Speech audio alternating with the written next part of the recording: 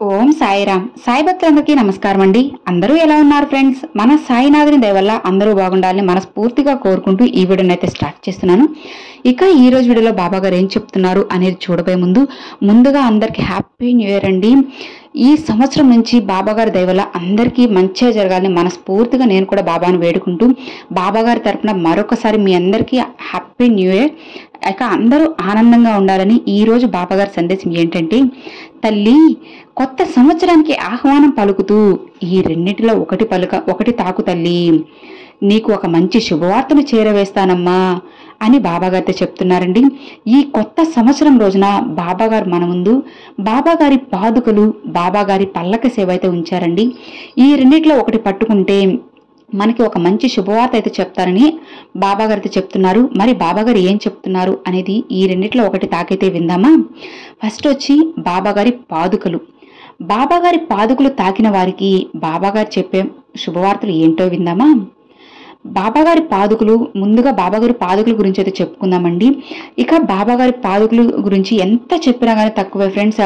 బాబాగారి పాదుకల చరిత్ర ఒక్కసారి వింటే నివ్వెరబోతాం కదండి. పాదుకల చరిత్ర అనేది ఎంతో గొప్పది. అలాంటి పాదుకలు పట్టుకున్న మీకు ఈ కొత్త సంవత్సరం రోజున బాబాగారు చెప్పే 2 మాటలు వినే ముందు ఇంతటి గొప్ప వైనం వింటే కన్నుల పండుగగా ఉంటుంది కదండి.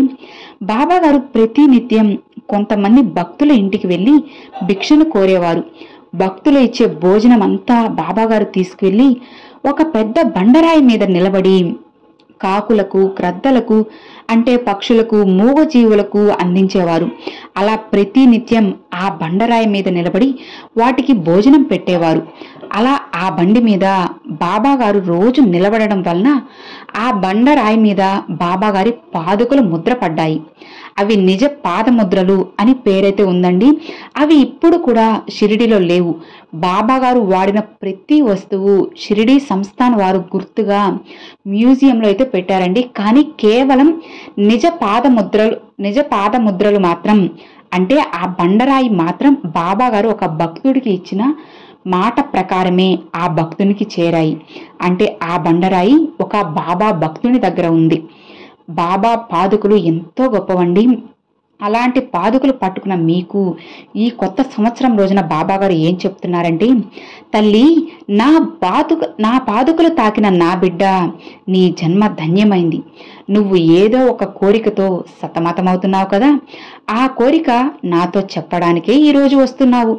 అతి త్వరలోనే నేనే నీ దగ్గరకు వచ్చి నీకు ఒక సందేశం ఇస్తానమ్మా. దానికి అనుగుణంగా నడుచుకో తల్లి. అది ఏ రూపంలోనైనా రావచ్చు. ఆ సందేశం నేను నీకు ఇస్తున్నానని గుర్తుంచుకో బిడ్డా. అప్పుడు నీ సమస్యలకు ఒక ముగింపు కనబడుతుంది. ఏ సమస్య అయినా ఇలానే ఉంటుందా అంటే ఉండదమ్మా. ఎందుకంటే దానికి కూడా ఒక కాలచక్రం ఉంది. అది అంతమయ్యే వరకు నీకు బాధలు తప్పవు తల్లి. కానీ ఇప్పుడు నీ బాధలు తగ్గే కాలానికి అతి దగ్గరలో వచ్చేసావమ్మా. అది కూడా ఈ కొత్త సంవత్సరంలోనే నీకు ఆనందం రాబోతుంది తల్లి. నేను నీకు కబురు పంపుతాను కదా, సందేశం ఇస్తాను, జాగ్రత్తగా వాటిని గుర్తించు. అప్పుడే ఈ సమస్యకు పరిష్కారం ఇదా అని సంతోషపడతావు. నా బిడ్డవైన నువ్వు ఆనందంగా ఉంటే నేను కూడా ఆనందిస్తాను కదా. నువ్వు తప్పు చేస్తే మాత్రం దండం దశగుణం అని గుర్తు చేసుకో తల్లి అని బాబాగారి పాదుకలు పట్టుకున్న వారికైతే చెప్పారండి. ఇక రెండవది బాబాగారి పల్లకి సేవ. పల్లకి సేవ పట్టుకున్న వారికి బాబాగారు ఇచ్చే శుభవార్త ఏంటి అనేది వినబోయే ముందు బాబాగారి పల్లకి సేవ గురించి, తన భక్తులకు ఏం చెప్పబోతున్నారు అనేది వినబోయే ముందు ఇంతటి గొప్ప పల్లకి సేవ గురించి కొంచెం అయితే తెలుసుకుందామండి.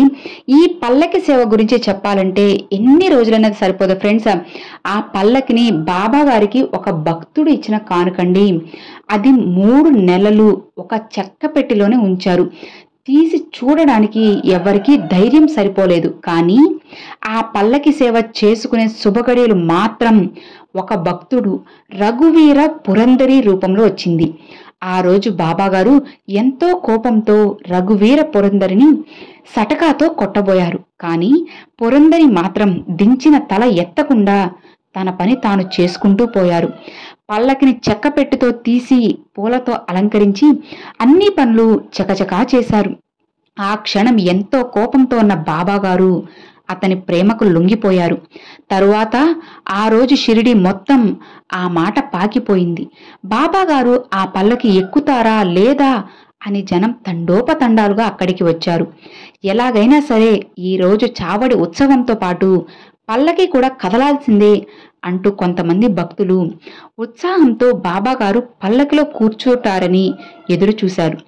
అలాంటి గొప్ప పల్లకిని కోరుకున్న వారికి బాబాగారు ఏం చెప్తున్నారంటే, తల్లి, ఈ రోజు నువ్వు నా పల్లకి సేవని తాకావంటే నువ్వు ఎంత అదృష్టాన్ని పొందావో తెలుసా తల్లి.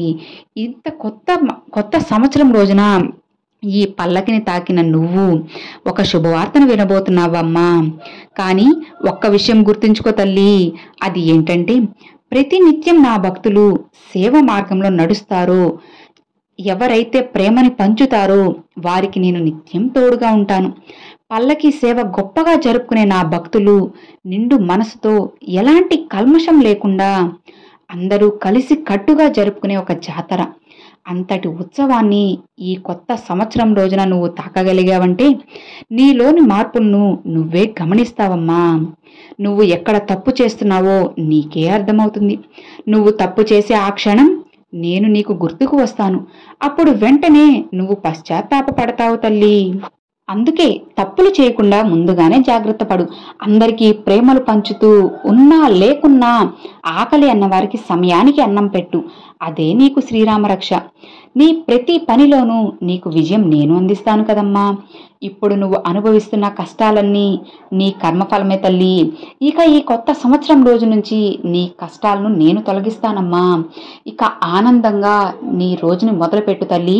ఇక ఈ సంవత్సరం అంతా నువ్వు అనుకున్నట్లే ఆనందంగా ఉంటుంది. ఇక ధైర్యంగా ఆనందంగా నీ రోజుని మొదలు పెట్టమ్మా అని బాబాగారి పల్లకి సేవను పట్టుకున్న వారి గురించి అయితే చెప్పారండి. ఇక చూశారు కదండి, ఈ రోజు బాబాగారి సందేశం మీ అందరికీ నచ్చింది అని అనుకుంటున్నాను. నచ్చితే ఒక చిన్న లైక్ చేయండి, మరికొంతమంది సాయి భక్తులకు షేర్ చేయండి. ఫస్ట్గా మన ఛానల్ చూసారు, సబ్స్క్రైబ్ చేసి సపోర్ట్ చేయండి ఫ్రెండ్స్. బాబాగారి తరపున బాబాగారి భక్తులకు మరొక్కసారి హ్యాపీ న్యూ ఇయర్ అండి. అందరూ సంతోషంగా ఉండాలని బాబాగారిని నేను కూడా వేడుకుంటున్నాను. Thanks for watching. Om Sairam.